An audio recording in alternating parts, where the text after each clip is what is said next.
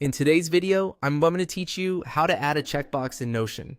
By the end, you'll know the quickest, most reliable way to create a to-do item anywhere in your workspace and how to make it feel smooth and natural in your daily notes or projects. First, open any Notion page and place your cursor where you want the checkbox to appear. This can be a blank line or right under an existing heading. Notion's fastest building tool is the / command, so type /. This opens a smart menu that lets you insert different block types without leaving the keyboard. To narrow the options immediately, start typing the word to.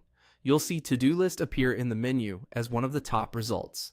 This small step is a big time saver because it filters out everything except what you're looking for. When you see to-do list in the menu, click it to insert the checkbox block right where your cursor is. If it's already highlighted, you can confirm with enter, but clicking is perfectly fine. You'll now have a single checkbox ready to use. This is Notion's dedicated to-do block, designed for action items you can tick on and off. It behaves like other blocks in Notion, so it sits neatly within your page structure and can be moved, nested, or reformatted later if you need. With the checkbox in place, just start typing the text of your task. Think of it as writing a plain sentence, but with the added power of an interactive checkbox in front. When you press enter, Notion automatically creates the next checkbox below it, so you can keep adding items quickly.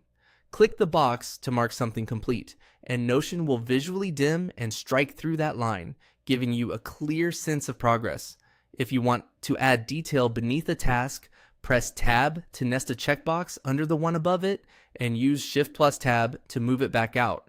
You can also drag the left-hand handle to reorder items at any time.